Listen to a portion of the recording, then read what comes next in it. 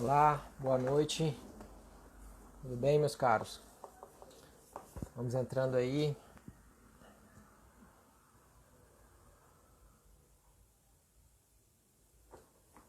Estamos hoje começando o nosso projeto Vida de Professor. Tá me ouvindo bem?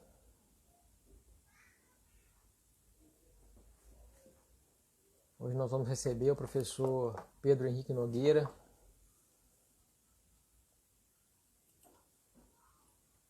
O pessoal está entrando aí. Vamos lá. Vou tentar fixar o tema aqui.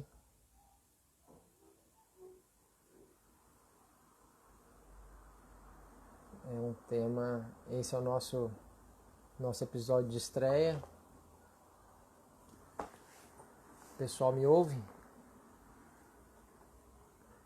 Vamos lá. Estou aguardando aqui o professor Pedro Henrique vai entrar. Já a gente vai dar início ao nosso primeiro episódio dessa nossa série de lives a respeito da vida de professor. Obrigado, estão me ouvindo, né? Então, estamos esperando uns minutinhos, o pessoal chegando aí, para a gente poder começar a nossa live, nosso primeiro episódio. Daqui a pouco o professor Pedro está chegando aí.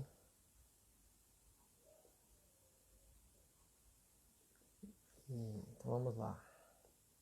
Já entrou. O comentário está fixado aqui. Vou convidar o professor Pedro para participar.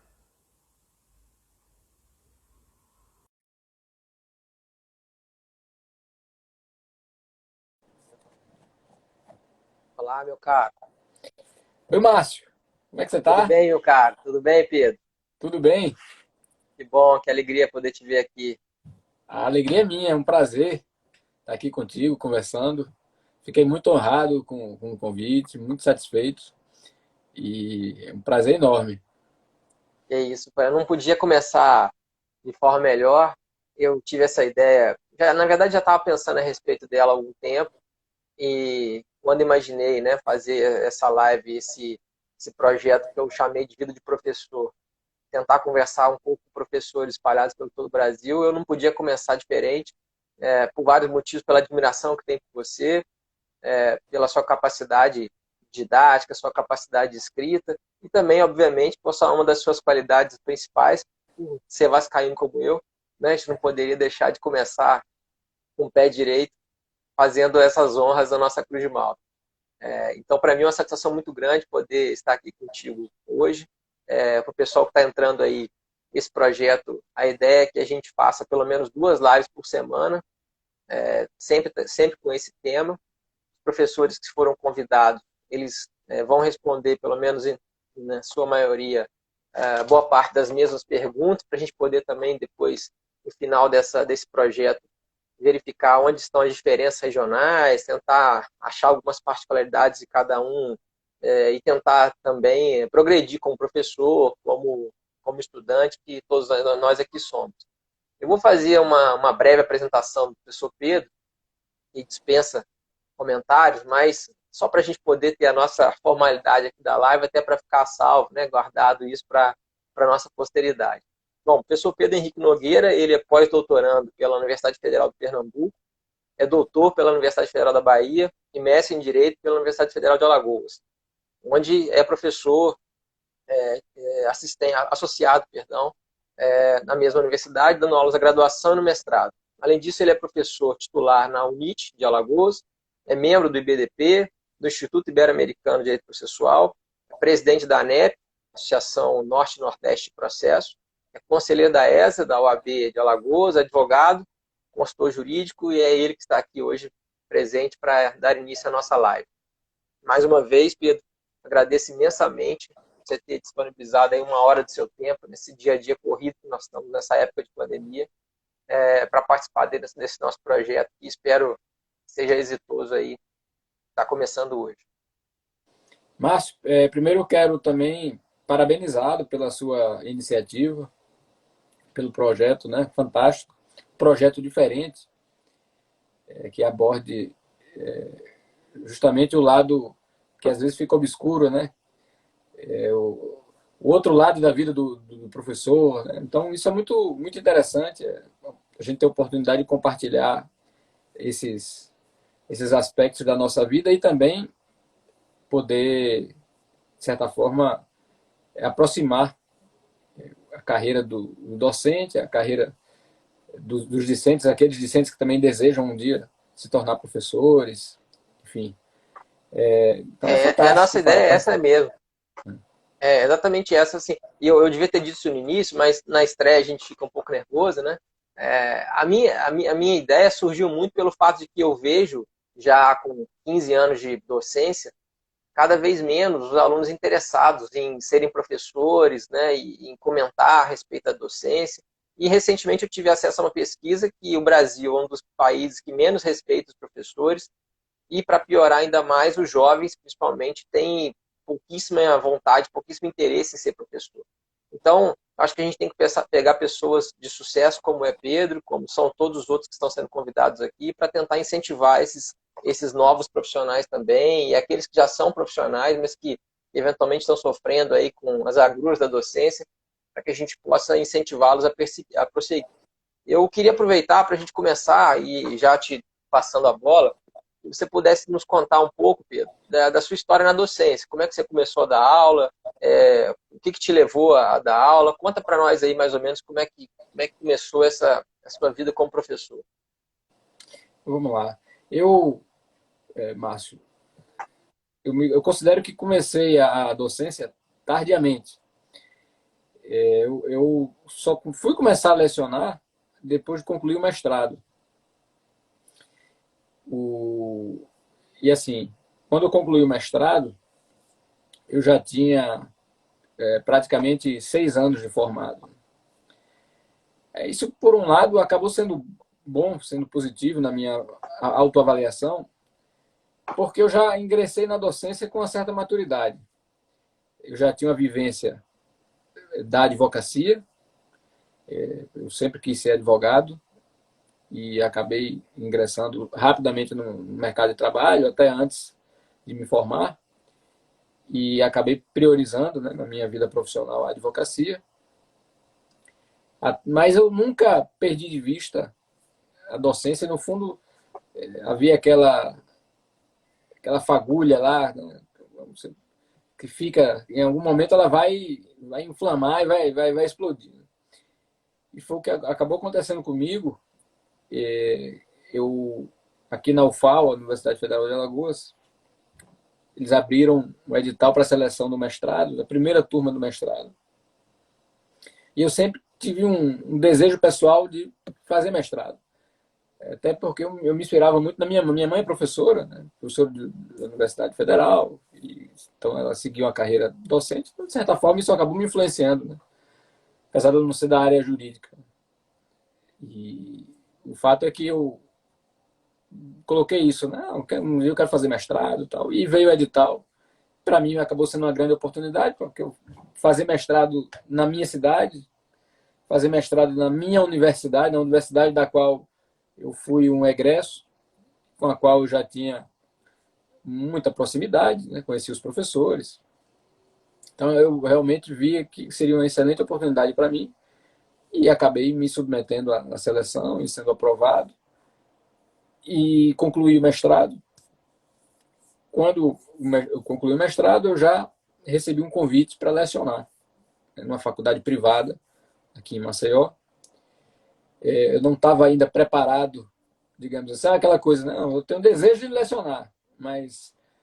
Quando chega o convite, né? Chega o convite, você fica um pouco despreparado, né? Porque eu não... Havia o desejo, mas não havia o projeto. Né? Aquela história, não, eu quero lecionar, eu tenho vontade, eu acho bacana, eu até acho que eu tenho o dom, podemos dizer assim, né? Porque as pessoas me diziam isso, as pessoas mais próximas diziam, você tem o dom de ser professor, você explica muito bem, tal. Quem sabe um dia.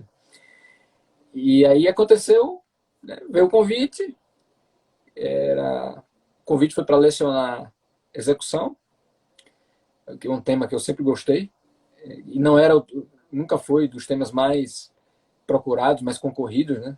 Geralmente os professores de processo Até hoje, né? até hoje, né, são um pouco antipáticos à É, execução, porque realmente tem uma parte da execução que é muito chata, né? É uma parte mais sim, procedimentalesca, né? é, Mas eu gostava do que era execução.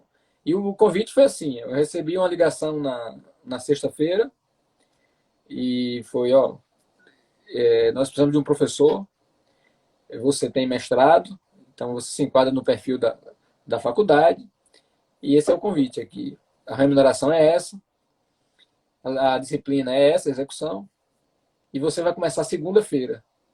O convite foi na sexta. Poxa, é princípio da nossa assim, surpresa, zero, né? zero. Pegar ou largar, né? É, Aí eu, poxa, vamos lá, vamos encarar o desafio. E aí eu fiz, eu aceitei o convite. Poucos minutos depois eu recebi uma outra ligação. Eu acho que a coordenadora da faculdade, que na época deve ter talvez estranhado, né? E que eu ter aceitado tão facilmente, né? Esse é, convite, essa fogueira, né? Por cair nessa fogueira aí, mas poucos minutos me vem outra ligação dizendo, olha, a gente vai precisar fazer uma aula teste com você. Só para a gente avaliar aqui a sua didática, tal, nada grave. sim, É 10 é, minutinhos de aula, só para a gente fazer um teste aqui. Tudo tem bem. uma ideia. Então eu fui lá, fiz e acabei sendo aprovado, entre aspas, né, na seleção. E daí começou a minha trajetória. Depois, em 2008, eu fiz o concurso para a Universidade Federal de Alagoas. Né? Fiz um concurso, eu era muito verde, né, naquele momento, mas fiz o concurso e acabei sendo aprovado. Posteriormente fui nomeado, né? Era apenas uma vaga e então, eu passei em terceiro lugar e fiquei aguardando ser chamado e até que veio a nomeação, graças a Deus. Tomei posse e estou aqui até hoje, né? Já são 11 anos de Universidade Federal de Alagoas, né? Lecionando, né? Então, é uma coisa da qual eu me orgulho muito e tento me dedicar ao máximo.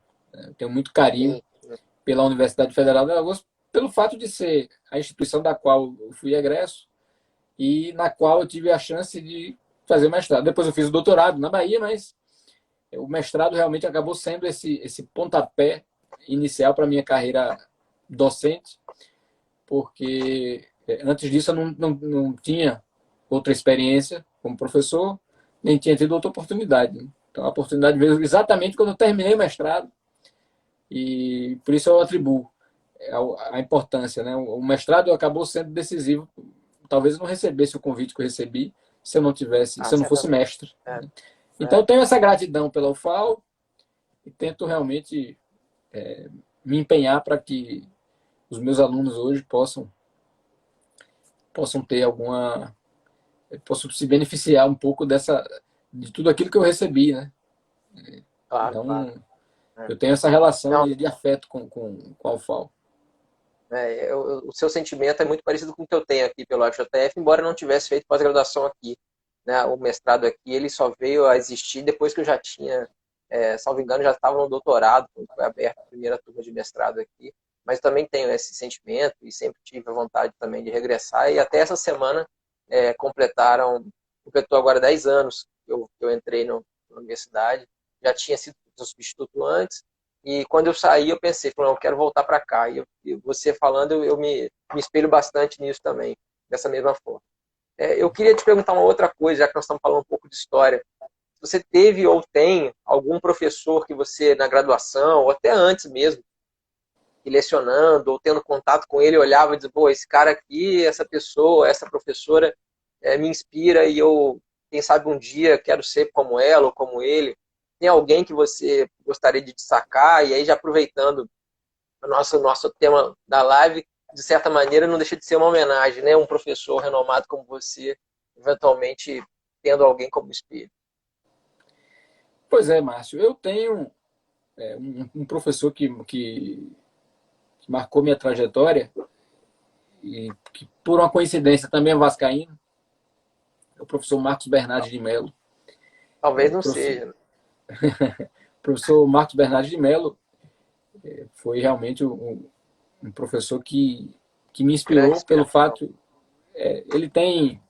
Eu tive contato com ele na graduação, logo no início do curso, talvez isso tenha sido determinante, né?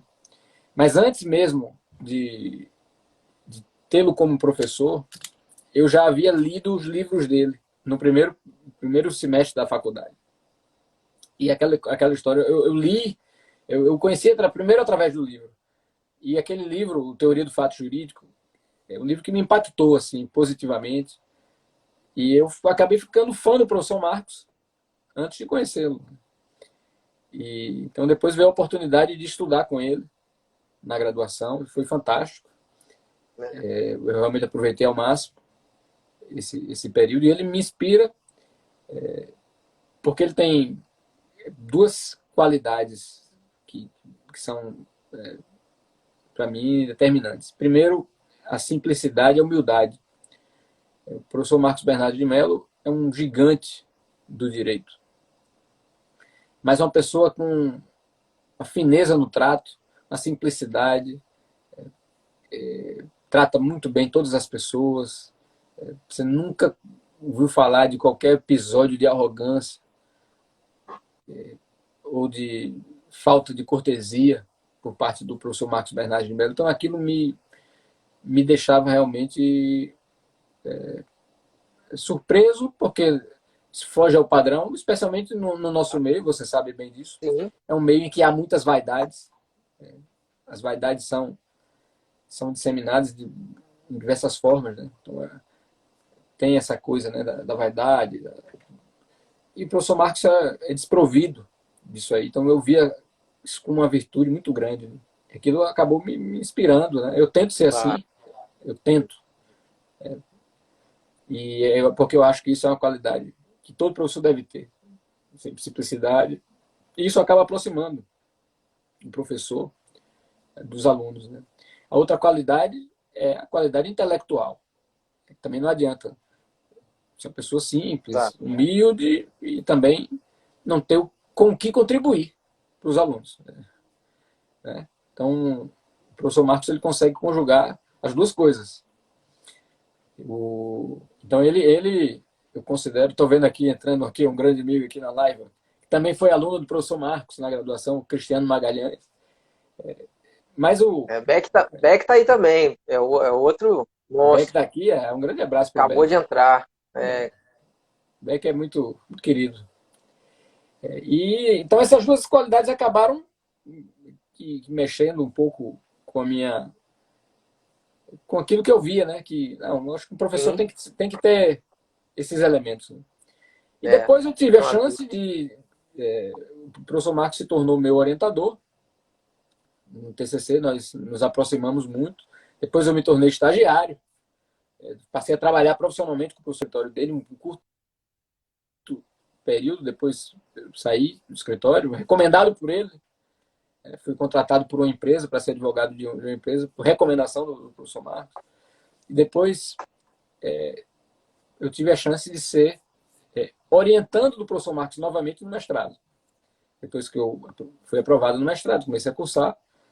Então, o professor Marcos teve realmente essa influência. O outro professor que se eu pudesse eleger aqui, eu elegeria seria nosso amigo em comum, Fred Didier. O Fred, para mim, também acabou sendo uma inspiração, já numa fase diferente da minha vida. Eu não tive aula com o Fred até então, mas acabei sendo examinado por ele, né, aqui no mestrado, né, e isso nos aproximou.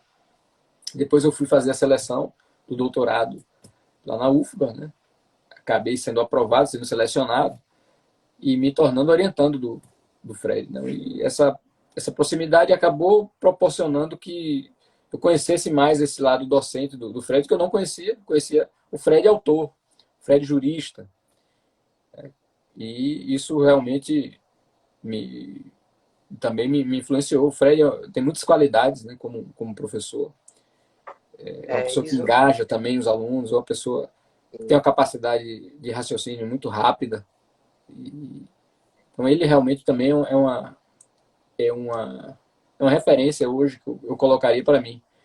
Muito embora o contato que eu tenha tido com ele já em outra fase da minha vida. Eu já era professor quando Lá, conheci o Fred, é. né? Mas as pessoas acabam se tornando inspirações e influências positivas, independentemente da idade, do momento, da ocasião, né? É. E isso acabou acontecendo comigo também. Hoje Não, o não há Fred é um dúvida. amigo, hoje eu escrevo com o Fred, né? Nós temos um livro, em conjunto temos alguns artigos. Mas ele nunca vai deixar de ser essa referência positiva para mim e que tem um lugar lá na história, né? Na história, na minha trajetória. Tanto que quando, nos convites mais inusitados que eu recebi, né, de toda a minha carreira de professor, veio do Fred. O Fred me convidou para fazer um prefácio do livro dele. Então, quando eu recebi esse convite, isso é uma inversão de valores.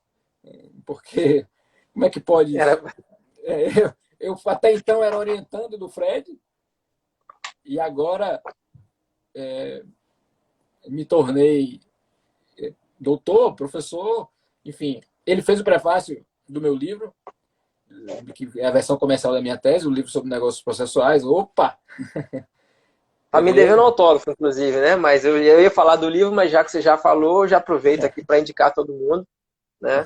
Tá aqui, o prefácio realmente é genial. O prefácio que ele fez para você aqui é, como quase tudo que o Fred faz, né? Com exceção do time dele, o resto tudo é genial que o Fred faz. Mas o Fred tinha que ter um defeito, né? O Ah, defeito tá, exatamente. tá na É, escolha futebolística. é. Péssima escolha que ele fez. Não há Mas, dúvida disso. e aí então, Márcio, o Fred acabou por esses motivos, né? De uma maneira um pouco diferente, mas ele é uma referência, né?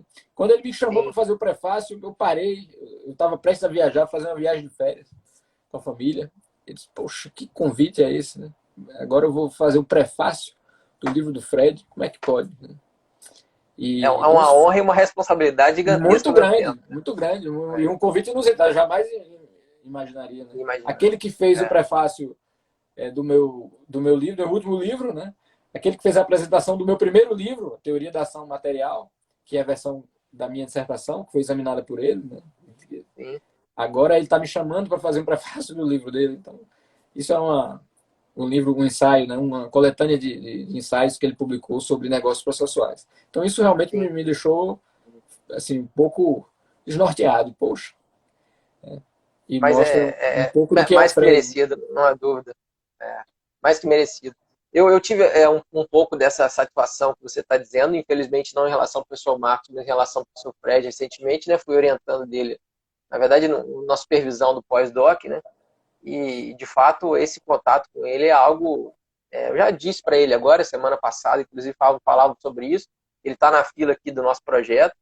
É inimaginável, né? Essa oportunidade de poder aprender com ele e ser inspirado todo dia. De fato, é algo que realmente merece destacar. Eu queria, Pedro, aproveitar e te fazer logo duas perguntas. A gente sabe que a vida de professor ela tem muitas coisas boas, a gente já elencou algumas aqui, e outras nem tanto, né? Eu queria que você pudesse, se você conseguir, claro, de forma breve, que você destacasse um ponto, ou enfim, alguns pontos que te marcaram durante a sua carreira como professor, e alguns pontos que te marcaram positivamente e alguns pontos que te marcaram negativamente. Algo que você diz, olha, isso aqui não foi tão bom, mas de toda forma eu consegui tirar algum tipo de lição a respeito disso, enfim. Algum relato de suas experiências positivas e outras nem tanto. Vamos lá, Márcio. Em relação às experiências positivas, é difícil eleger assim rapidamente,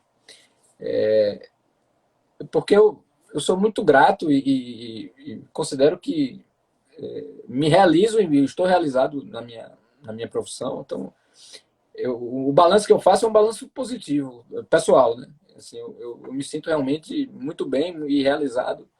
Então, dizer que eleja algo de bom, acho que é difícil separar, mas eu vou citar aqui dois episódios. Acho que um episódio recente, em uma das turmas da UFAL me elegeu como padrinho da turma. Acho que isso me marcou também, assim, de uma maneira surpreendente, porque é uma escolha que eles fazem, né? E uma escolha, sim. você é escolhido não apenas pelo papel que você desempenha como docente, no sentido estrito da palavra, mas também porque você consegue criar algum tipo de vínculo, de laço com aquelas pessoas, com aqueles alunos que hoje se tornam seus colegas, seus amigos. Então, esse momento é um momento que evidencia o professor transbordando os limites da sala de aula, da docência. Ele vai além e consegue ultrapassar, quebrar essas barreiras. Né? Eu já fui 3 vezes padrinho de turma. Né? Isso assim, me deixa muito, muito feliz. Não é questão de vaidade, é mais É um realmente reconhecimento, né? a sensação de que eu estou fazendo algo de bom. Não, Sim. eu não estou fazendo as pessoas perderem tempo e eu não estou sendo um encosto na vida das pessoas. Né? Então, está valendo a pena isso aqui. Essa é a sensação que fica. Né? Então, eu tive esse episódio, né? Isso realmente me deixou marcado positivamente. Estou sintetizando, né? Nesse último momento, Claro, foi claro. no ano passado, mas eu já havia sido também escolhido em outras turmas, né? Mas essa é tão mais É próxima, né? mais Então recente. É. acaba ficando na memória, né? Mas muito carinho eu tenho por todas as turmas que me escolheram. E o outro episódio, eu acho, é quando você encontra um aluno no corredor, um ex-aluno, ele para e te diz: professor, muito obrigado. Eu recentemente fiz a prova aqui para a Justiça Federal e parece que eu estava me recordando das suas aulas. As suas aulas foram muito importantes para eu conseguir a aprovação. Isso também dá uma sensação de que aquele empenho que você tenta ter está gerando algum tipo de fruto, algum tipo de resultado, apesar das nossas limitações, porque eu reconheço, tenho as minhas limitações, tenho meus limites, eu às vezes posso não ser tão feliz no desempenho da minha função, mas quando você tem esse feedback, né, um feedback sincero, porque é um feedback desinteressado, né? Não é aquele aluno que chega para te elogiar porque está de olho na prova que vai acontecer semana que Precisando vem. de Professor, nota, né? que aula fantástica, magnânima. Não, é aquele aluno que faz um ano que não cruza com você e de repente esbarra contigo no corredor e graciosamente vem agradecer, vem externar uma Sim. gratidão por algo que você fez. Né? Eu vejo sinceridade nisso e isso realmente me deixa muito feliz. Não há dúvida. São duas formas diversas de reconhecimento que nos fazem prosseguir, né, da vontade de continuar realmente fazendo o que a gente faz, estudando, dedicando, porque você está mudando de alguma maneira, ainda que um pouquinho, a vida de alguém, né? E isso é uma grande função que o professor tem, não tem dúvida. O fato Bom, negativo, viu, Márcio? Você tinha exato, perguntado, tem um fato embaixo de curioso. declaração, né? Foi um episódio único. Foi em 2008. O Vasco estava disputando lá isso foi um fato grave, que eu não faço mais. Mas foi bom que eu aprendi a lição. O Vasco estava disputando para não ser rebaixado. Foi 2007 ou 2008. O primeiro rebaixamento foi 2000. 2008, Não, foi 2008, 2000. Foi 2008. Em 2009 a gente 2008. voltou, né? É, Pois é, aí aquele otimismo exagerado, né, que você nunca deve ter. E aí eu fiz uma aposta com os alunos e disse: olha, se o Vasco for rebaixado, eu vou correr na praia sem cueca. E pior que o Vasco foi rebaixado, né? E e aí pagou a aposta? eu paguei a aposta. Só que aí paguei a aposta. Mas aí eu não fiquei muito bem, porque eu paguei. Como é que eu cumpri a aposta? Bom, eu coloquei a bermuda e não coloquei a cueca, né? Então fui correr na praia de Claro. bermuda. É. Mas aí, pô, professor, não foi isso, não foi isso. Aí fica aquela coisa. Eu não faço mais aposta envolvendo futebol. O Vasco me deixou na mão nessa. É. E o Vasco acabou sendo rebaixado, né? Então isso acabou sendo um fato. Mas valeu como lição, né? Não vamos Sim, misturar as coisas, né? não deixa de ser um aprendizado, né? É. Até porque se você tivesse feito isso depois, né, ia dar errado novamente, né? Então, Pois é, eu ia ter problemas, né? melhor Três a gente não vezes, né? fazer isso. Logo já que você falou uma parte com o Ivo, quando o Vasco ganhou a Copa do Brasil, um aluno vascaíno como nós levou uma bandeira. A pessoa trouxe para o senhor aqui a bandeira. Eu coloquei a bandeira na minha mesa de aula. Eu dei aula, tem essa foto, depois eu ver se eu acho para te mandar. Eu dei aula na mesa com a bandeira, né? Virou uma toalha de mesa, assim. E aí os torcedores, outros times, né, entravam em sala e falavam, olha, hoje a aula é assim, se quiser, tem, se não quiser, não tem. E acabou que foi bom a aula, o pessoal levou na brincadeira eu estou vendo aqui vários alunos sabem que a gente tenta fazer com que, principalmente o processo civil, que é muito árido, né, e esse tipo de coisa fique mais tranquilo, né? Até porque quando perde a gente tem que aceitar, né? Tem que aguentar, né? Então, É vento que venta verdade. lá, venta cá, né? E a gente tem que fazer esse tipo de situação.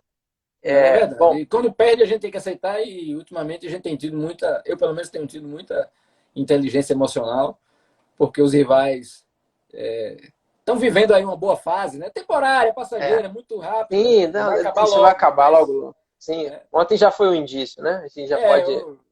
o início da derrocada começou. É, como disseram Mazei e Cabral, não sei se você viu na live dele sexta-feira, que eu, aliás, indico para todo mundo, né? Isso, o Vasco vai voltar, então não há dúvida disso. Bom, eu queria te perguntar, assim, você já disse, né? Você é professor e tem diversas outras funções além da docência, e eu queria te perguntar de que maneira você acha que isso te auxilia na preparação de aulas, no dia a dia como professor, embora você, obviamente, tenha menos tempo pelo fato de ter que se dividir entre a profissão de advogado e de professor, mas se essa influência, de que maneira ela é positiva ou não, enfim, para as suas aulas e para o seu dia a dia como professor. Márcio, eu acho que a atividade profissional fora da docência, né? No meu caso em particular, a advocacia, enriquece demais a minha atuação como professor. Eu acho que as coisas são complementares. E principalmente na nossa disciplina. Na nossa disciplina. Para você lecionar direito processual civil, você tem que conhecer a vivência do direito, como o direito se realiza. Né? E eu acho que a advocacia proporciona esse acréscimo que às vezes somente a academia não acabam não sendo suficientes. Né? E o segredo é você dividir, tentar organizar e se disciplinar, separar tempo. Eu tento fazer isso na minha vida, né? Eu tenho tempo para estudar, o tempo da advocacia está cronometrado, está reservado, o tempo do estudo também, da família. Então, o segredo é a disciplina, porque eu acho que não são atividades excludentes, né? Então, e a gente aprende muito. E muitos problemas teóricos surgem da vivência, da experiência cotidiana na advocacia. Eu acho muito interessante essa simbiose. Às vezes você está ali, coloca o chip de advogado, né? Então, você esquece aí que é professor, então você começa a raciocinar como advogado, porque é muito diferente raciocinar como advogado e escrever como advogado. É totalmente diferente da visão que o Sim, professor tem, da forma de pensar do professor ou do jurista, daquele que está escrevendo academicamente. É outra coisa. Mas às vezes você está ali com um chip de advogado, né? E você se depara com uma questão e daquela questão você transforma num problema da sua vida, um problema da sua vida acadêmica, e aquilo pode se tornar até uma pesquisa, algo que você leve adiante, né? Então eu acho isso muito, muito importante e sim. interessante. Né? Eu acho que nada contra, nada contra, né? Aqueles que se dedicam exclusivamente à docência, muito pelo contrário, mas eu acho que o contato que a gente tem com a experiência, com a vivência, ele contribui também na nossa Faz muita formação diferença. docente. Acaba sendo Não há um dúvida. laboratório de casos práticos, né? Um laboratório, a visão de mundo que a gente acaba tendo, ampliando os horizontes. Né? Então, eu acho que isso é bacana, isso agrega. Sim, sim, não tem dúvida. Você falou sobre dividir tempo, né, de disciplina. E eu queria que você falasse um pouquinho do seu dia a dia como escritor. Muitos alunos me perguntam, professor, como é que você escreve? E como é que você pesquisa? Como é que você escreve? E essa é uma dúvida recorrente, assim, que eu respondo em sala de aula. E eu queria, se possível, que você compartilhasse conosco se você tem um método específico, enfim, se você se vai, como dizem que é brainstorm, né? Aqui em Minas a gente chama de toró de parquite. Vem tudo e coloca lá. Como é que você tem alguma forma específica ou não? Puder falar com a gente a respeito um pouco disso, da sua atividade como escritor, seria interessante também. Eu, particularmente, tenho mais facilidade de escrever com um planejamento prévio. Isso, para mim, facilita muito. Então, antes de começar a escrever, por exemplo, eu escrevi um artigo. Estou, inclusive, elaborando um agora para o pós-doutorado. O meu último, graças a Deus. Espero terminar em breve, mas... Então, o que é que eu Acho que faço? Léo não vai deixar, hein? eu Primeiro eu tento planejar, estruturar o que eu vou escrever e aí eu começo. Então é escrita, né? Então o brainstorm funciona para muitas pessoas. Para mim já não dá tão certo. Eu preciso ter um direcionamento. Claro que às vezes você faz um planejamento, né? Você projeta que vai seguir aquele roteiro e no curso da escrita você acaba tomando outros caminhos. Mas eu acho que a evolução, para mim, isso é pessoal, né? A evolução precisa de organização. Então, geralmente, eu sigo essas etapas. Primeiro, eu leio bastante, eu leio o que eu posso e o que eu não posso. E depois de um acúmulo de leitura, eu vou estruturar aquilo que eu vou escrever, seja um livro, artigo.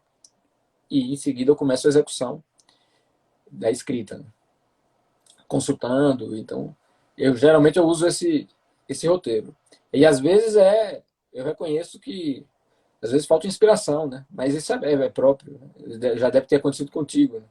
Às vezes você passa a noite toda e consegue escrever uma palavra. E quando você volta no dia seguinte, você apaga a palavra que você escreveu na noite anterior e não sai nada. Parece que não sai do zero. Mas, enfim, é duro, mas é gostoso também escrever. Até porque quando você vê o resultado pronto, né? O mais difícil que ele seja, é recompensador, né? Você vê aquilo estratificado, né? Aqueles estudos ali produzindo resultados, isso é bem interessante mesmo. Estou vendo aqui nosso colega Léo Beraldo, de Minas, falando que faz um sumário provisório. É outra dica bem interessante também, que muitos colegas também dela se valem.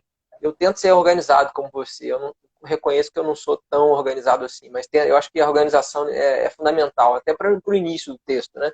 Depois eu costumo mudar um pouco o sumário, mudar um pouco as referências, mas também vou por aí. E a síndrome da página branca é um problema que assola todo mundo, né? Não tem dúvida. A gente É. tem que tentar, de fato, superar. Eu, eu tento, às vezes, mudar um pouco de foco. Assim, eu costumo escrever dois textos diferentes ao mesmo tempo. E aí, quando um trava, o outro, às vezes, desenvolve. Às vezes os dois travam, né? Mas às vezes não. Às vezes acaba que a ideia de um acaba ajudando o outro. Pode ser uma Essa é uma dica boa também para quem estratégia, está... viu, Márcio? Essa é uma boa estratégia. Eu confesso que eu nunca experimentei. Talvez um dia, ou brevemente, eu faça essa experiência. Eu sou meio predador, né? Um predador, você sabe que ele foca numa presa e vai atrás daquela presa, né? Vai até... Não, Por não isso que deixa de ser uma estratégia. as zebras geralmente andam coletivamente, né? Para tentar desviar a atenção do E, predador, né? Porque o predador só olha para uma. Mas eu vou fazer essa experiência, viu? Em breve. Tentar escrever duas ou quem três coisas sabe... ao mesmo tempo. Talvez Sim, seja mais estimulante, né? Quando você, pô, deu errado aqui, vou partir para o plano B. Pode ser que seja uma... Eu já fiz um artigo que eu queria escrever uma coisa, e aí lá pelas tantas eu vi que ele não ia sair, eu mudei ele completamente, ele ficou melhor até do que eu imaginava, do que a ideia original. Então, às vezes não funciona, né? Mas como nós estamos aqui para tentar ajudar as pessoas que estão nos assistindo, fica aí uma dica também. Você está falando sobre método, eu queria te perguntar também, agora sobre professor e não apenas como escritor, como é que é seu método de aula, Pedro? Assim, e de avaliação? Você é daqueles professores que trabalham com aulas expositivas, aulas de debate, ou as duas, ou enfim, provas, trabalhos? O que você pode passar para nós uma experiência aí, até da própria Universidade Federal de Alagoas também, que imagino que isso seja algo regimental também, é de vocês, né? Aqui cada um tem seu método, seu estilo. Eu particularmente tento seguir uma ideia de aula, um modelo para graduação, que é totalmente diferente do modelo de aula para pós-graduação, para o mestrado. Eu sou um entusiasta da participação, de estimular a participação dos alunos. Eu gosto quando os alunos participam, intervêm, tornam a aula mais rica com isso. Mas acho que na graduação, principalmente eu leciono uma disciplina, Teoria Geral do Processo, que é no terceiro semestre, então eu acabo tendo essa necessidade de puxar para a aula expositiva, para que o aluno tenha condição de dialogar, tenha uma condição mínima de diálogo. Porque senão o diálogo vira Monólogo, pitaco, né? né? Vira... É, é. E esse não é o propósito, né? O propósito é que o aluno tenha condição de dialogar adequadamente. Então eu acabo focando realmente na aula expositiva. Nós temos, em algumas ocasiões, eu já fiz seminários e outras atividades de inserção, né, que ampliam a inserção dos alunos também na metodologia da aula. Só que ultimamente eu não tenho seguido mais isso por uma questão de limitação mesmo. O nosso conteúdo é muito extenso e a carga horária é ingrata, a verdade é essa. Então, para você utilizar dessas metodologias no seminário, você precisa realmente ter alguma margem Sim. dentro da sua carga horária, e eu não tenho.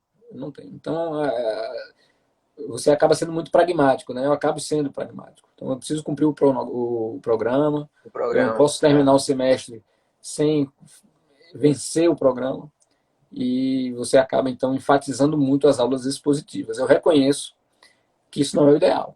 Eu reconheço. Eu faço aqui uma meia-culpa. O ideal seria conciliar aulas expositivas com metodologias ativas. Mas aplicar metodologias ativas na graduação, eu reconheço e falo isso abertamente aqui, confidenciando aqui para você. Eu tenho muita dificuldade por isso. Porque não é simples Eu também lidar com se metodologias é um ativas. apoio, eu estou como você também, está o mesmo problema. E olha que eu gosto. No mestrado, por exemplo, a lógica é outra. Claro, No claro. mestrado, a lógica é outra.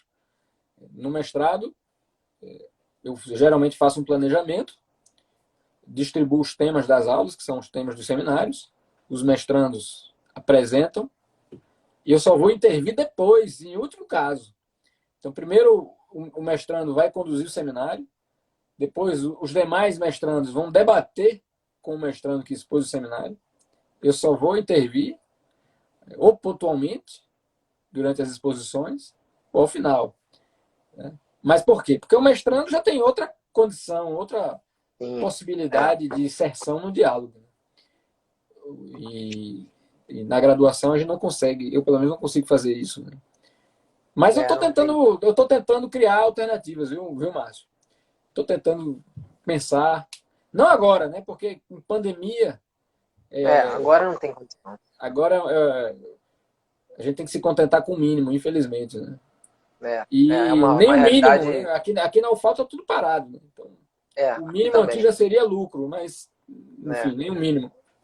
Mas aqui também. passado aí Hoje, esse período de pandemia, Isso é uma coisa que tá aqui No na minha radar. percepção, de tentar É. modificar, tentar usar estratégias diferenciadas, né?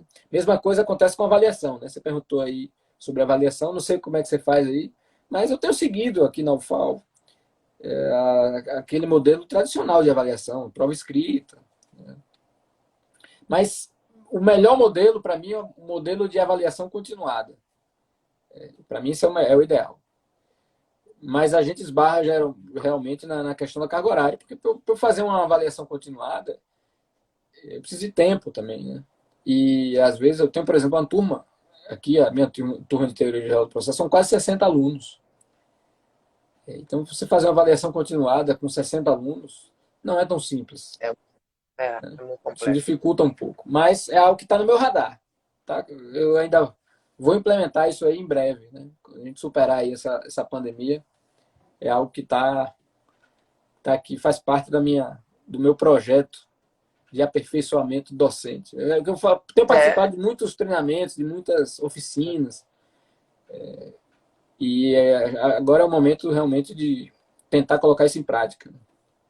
sim. Eu acho que se tem alguma coisa positiva nesse momento é que as tecnologias estão avançando muito rapidamente, né? Léo mesmo tem dito isso, né?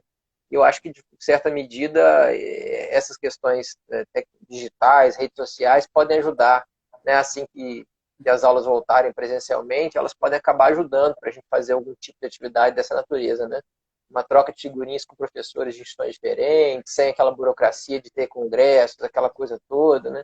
Acho que isso pode ajudar. A iniciativa mesmo da Procnet é algo que eu vou tentar trazer para cá, implementar. A própria ANEP tem feito os eventos de forma digital. Eu acho que isso tem ajudado muito, né? E, em certa medida, a gente vai poder aproveitar isso também. Concordo contigo. A gente está encaminhando daqui a pouquinho para o final, Pedro. E eu queria te fazer, então, na verdade, só mais uma pergunta e depois a gente faz um fechamento. Eu queria que você pensasse que a gente está aqui sendo assistido por pessoas das mais variadas opções de vida. Assim, pessoas que, num primeiro momento, viram essa chamada vida de professor porque já são professores e querem, eventualmente, algum tipo de dica.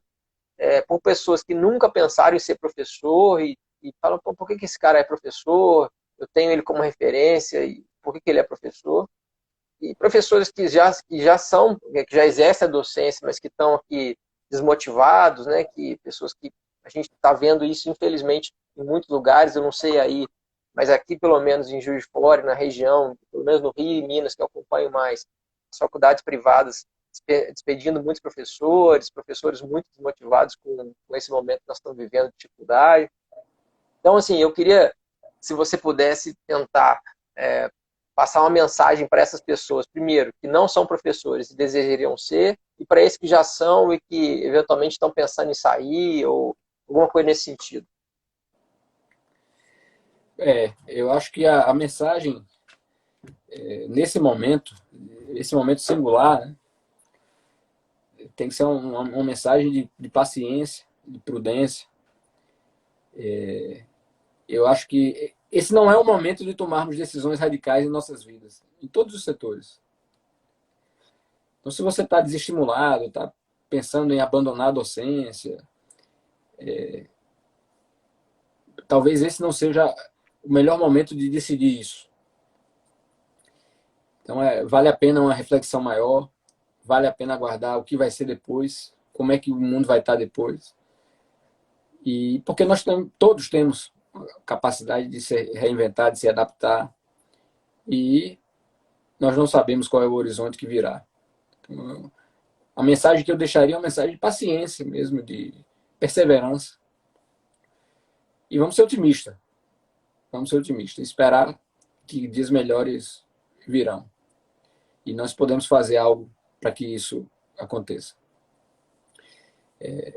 Aqueles que desejam ser professor, que têm isso em mente, eu digo que busquem esses objetivos, né?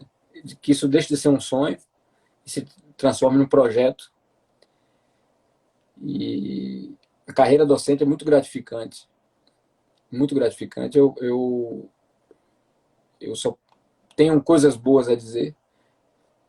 Claro que você tem momentos também, momentos negativos, mas o saldo é muito positivo. O saldo é para quem realmente vocacionado, para aquele que vê a profissão de uma maneira como uma forma de enxergar a sua inserção no mundo, de como você se insere no mundo, não apenas como uma profissão, uma forma de você trabalhar para ganhar dinheiro. Então, para quem tem essa visão, a docência sempre será encantadora, sempre será algo que transcenderá gerações e sempre terá o seu lugar. Então, a mensagem que eu deixo é essa, né? Vão atrás e insistam, busquem a qualificação, porque eu acho que isso hoje é muito importante. Na nossa área, eu tenho observado isso, né? A gente tem crescido muito em termos de aperfeiçoamento. Até pouco tempo atrás, o mestrado, por exemplo, era uma coisa de um grupo seleto, né? Ter mestrado significaria realmente participar de um grupo minoritário. E hoje nós sabemos, né, com a difusão da pós-graduação estricto sensu nas universidades públicas e privadas, hoje o acesso à pós-graduação estricto sensu se ampliou assustadoramente nos últimos anos. Então a gente tem que buscar mais, né? Buscar mestrado, buscar o doutorado e seguir em frente, né? É assim que eu vejo. É. Eu acho que se a gente pode deixar uma dica para o pessoal que está pensando em ser professor, eu estou muito contigo. Eu concordo que buscar a inserção na academia é algo fundamental. Assim. Até mesmo para aqueles que já são professores, né? Porque ele abre a cabeça de uma forma que faz pensar como você não imaginava, né? Você tem contato com outras pessoas, tem contato com outras ideias, outros professores, né? E eu incentivo muito as pessoas a saírem do seu lugar de conforto e buscarem novas experiências, para que a gente possa, de fato, aprender. E não só aprender, né? Até para você saber, eventualmente, se aquilo que você está fazendo está indo bem, né? Porque às vezes a gente fala assim, não, eu tô aqui tranquilo, tenho meus alunos, eu tenho minhas turmas, mas é sempre interessante você ser testado, né? Pelo menos eu imagino assim, a gente tem que buscar novos desafios. E concordo contigo também, que a gente tem que ter paciência. É difícil pedir paciência para quem está com tanta dificuldade como nós estamos vivendo hoje, né? Mas eu sou muito otimista, assim, embora saiba reconhecer a dificuldade, eu sou muito otimista. E eu acho que essas coisas vão passar e a gente vai sair melhor em alguns pontos, não há dúvida, do que quando entramos nisso tudo. Eu tô Você aqui, a falou gente... uma coisa, Márcio, só para Claro, complementar claro. aqui, achei muito importante que você falou essa questão da busca do aperfeiçoamento. Isso não tem idade, porque você foi muito Sim, feliz no que você disse. Na nossa profissão, há professores que se consideram fora do ambiente acadêmico porque trilharam um longo período de docência e hoje não se vê mais naquela condição de, bom, ter que estudar para entrar num programa de pós-graduação estricto sensu, fazer mestrado, sou professor há 20 anos.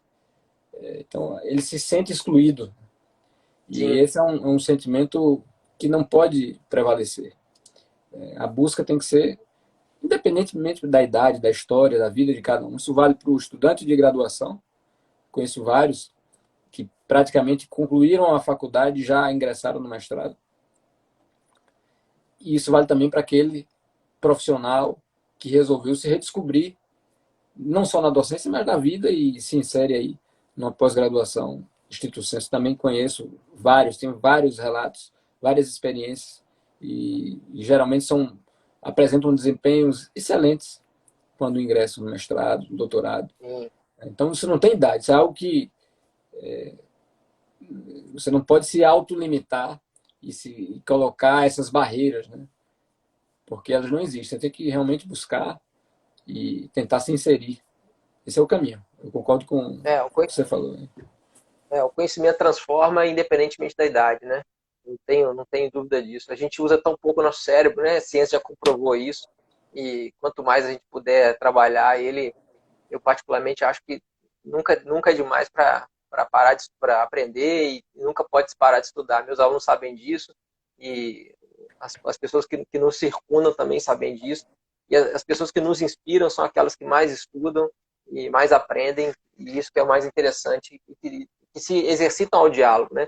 Lá no início da nossa live, a gente falou de professores que nos inspiraram, que te inspiraram e que também me inspiraram.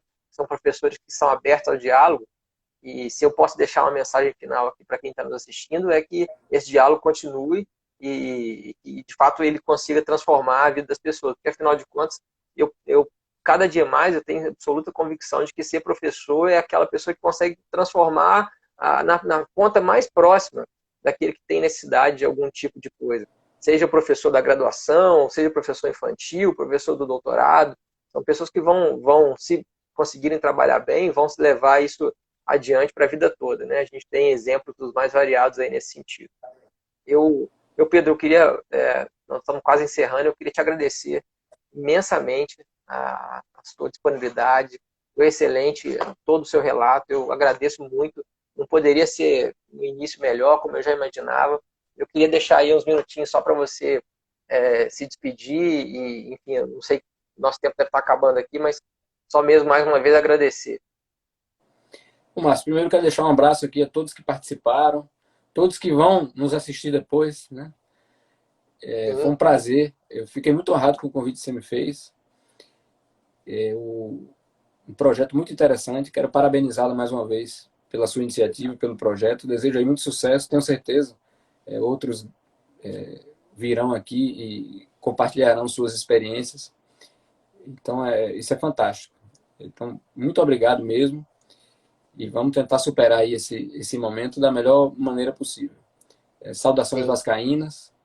Você é um vascaíno querido. A gente normalmente se encontra, né, nesses eventos por aí afora, no mínimo no FPPC.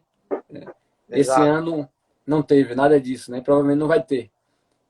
Mas a tecnologia acaba nos aproximando dessa forma, né? E você me honra com esse convite maravilhoso de poder aqui ficar batendo esse papo contigo. E muito prazeroso. Então, quero deixar um abraço e um agradecimento especial para você. Muito obrigado, Pedro. O pessoal que está assistindo, na quinta-feira, vamos receber o professor Daniel Neves, de São Paulo, dando seguimento ao nosso projeto. Muito obrigado, Pedro. Boa noite a todo mundo que nos assistiu. Essa live vai ficar salva no GTV e depois eu vou levá-la para o canal no YouTube e os links estão na bio e vou pedir depois ao professor Pedro também para divulgar. Obrigado, meu caro. Boa noite aí e bom descanso e bom trabalho aí. Valeu, um abraço. Valeu. Até mais, gente. Abração. Obrigado.